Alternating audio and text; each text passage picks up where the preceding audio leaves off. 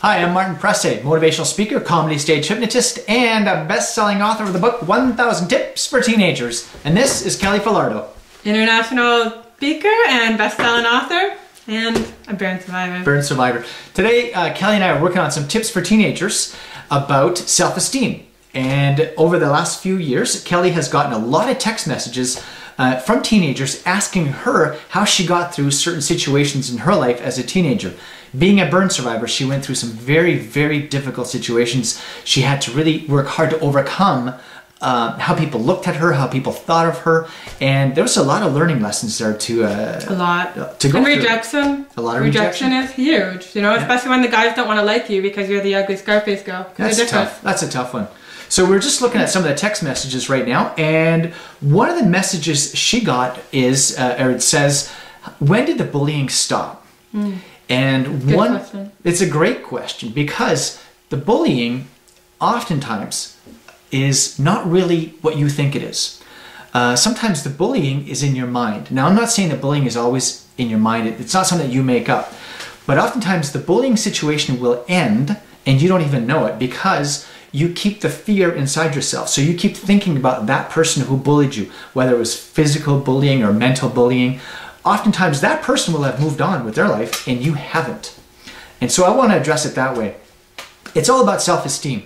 When you start building your confidence, you start building your self-esteem, your belief in yourself, whether or not the bully is there or not, it's all about you and how you feel and how you perceive the situation. So let's say that the bully is in your life. You are currently being bullied.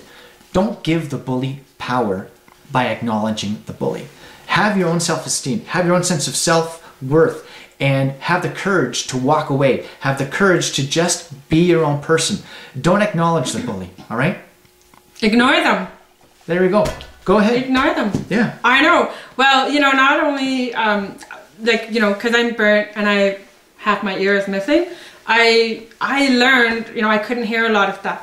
And I believe that that is what really helped me. But the other thing was that, you know, my stepdad basically, you know, taught me how to ignore people very well. And there was times when, you know, he would get a little bit mad at us and we would get, you know, the silent treatment. And so I learned how to ignore people. And I believe that that is what got me through a lot of the bullying, is that I learned to ignore it. And I think that was one of my defense mechanisms is, you know what, we don't have to listen to everything that the bully is saying. We can walk away. And like Martin says, why give them our power? Mm-hmm. Well, I had a bully that really had my number for 2 years. I would not leave the house very often. And I remember one day very clearly, I snapped. I was at home and I was thinking about the bullying, and I actually wanted to go skating on this particular day. And I packed up my skates in my bag and I went. I hadn't gone skating, well, that entire year. And I got to the rink, I put my skates on, and just as I'm about to head onto the ice, there he is. He was a big kid, well over 6 feet tall. I'm only 5'11". I, at the time, probably weighed about 165 pounds. You know, he was a giant compared to me. And he looked at me straight in the eye, and I knew I was going to get it either verbally or physically. And I just kept walking. I saw him, and I just kind of moved away and just walked right past him. He said some things. I just walked on. I was like, you know what? I'm done with you. Either he jumps me or he doesn't, or he says something or he doesn't. I just didn't care. I was like, whatever. Whatever. I'm done with this. And so it was very much an emotional, very much an intellectual, very much a psychological switch that I turned off, and I said, whatever. I don't care. And you know what? That was the end of it. That was the end of it. I saw him hundreds of times over the next few years. It's a very small town that I grew up in. I saw him over and over again, and I was like, constantly. Every time I saw him, I was like, whatever, man, you can't touch me. You can't hurt me, whatever. All right?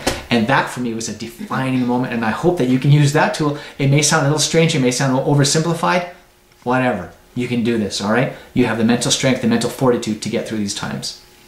So one of my anti-bullying stories is when I was in grade 5, and there was this one kid who was huge, okay? Like, here I am. Like Martin said, I am pretty short. I'm only 5'3". I know. And then, you know how big I was? I was like a size 0. Oh, yeah. Size 0, okay? Even smaller than that because I was in grade 5. But anyways, so this guy was probably almost 6 foot, 300 pounds at least, okay? And he was same age as me. And I knew that every time I saw him, he was going to say something. Now the good thing is I was deaf, so I didn't hear what he would say, but I knew he was saying something about me. So I saw him one day. I was going to go, recess was over, so I was going to go walk back into the school, and I saw him, and I was like, oh no, I've got to pass him. And I know he's going to say what he always says every single time. And I was scared, but I thought, you know what, I'm just going to walk. I'm going to walk past him, and hopefully he'll not see me and he'll ignore me. So anyways, I walked past him, and all of a sudden I heard my name. And you know what, his name was my name too. Oh really? He had the same name as me. Oh, okay. So it was so funny. But no, it wasn't funny. I was like, oh no, he saw me. So he said what he did, but what I didn't realize is that there was another guy standing behind me. And he heard it. And he stood up for me and he said, you know what, it's about time you started picking on somebody your own size. Why are you picking on Kelly, who's a little girl? You should be picking on me, someone that's my size. If you're gonna pick on anybody, pick on someone like me.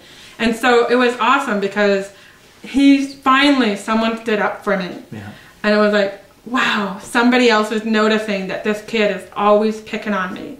And you know what, it wasn't until about 5 or 6 years ago, I actually got to thank Todd for doing that. You said, oh, nice. I know. That's so sweet. We had our high school reunion. Maybe that's the lesson today. Be the person that stands up.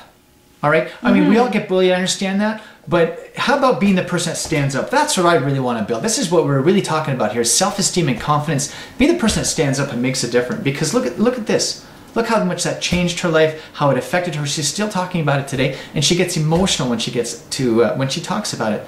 Be the person to stand up and make the difference. And you know what was really awesome is really being able to thank Todd for that. When we had our high school reunion, and I said, do you remember that day? And he didn't really remember it because it wasn't that, you know, totally profound for him because he never really had to deal with the bullying thing. But for me, it was pretty profound because finally someone had stuck up for me. And so I really loved that. And, you know, he said, thanks, you know, for telling me. That's a great story. It is. That's a great story. Even like 20-some years later. Yeah, love it. All right, I'm Martin Presse. This is Kelly Falardeau. Stay tuned for our next tip right here on YouTube. Take care. Have a great night. Thank you.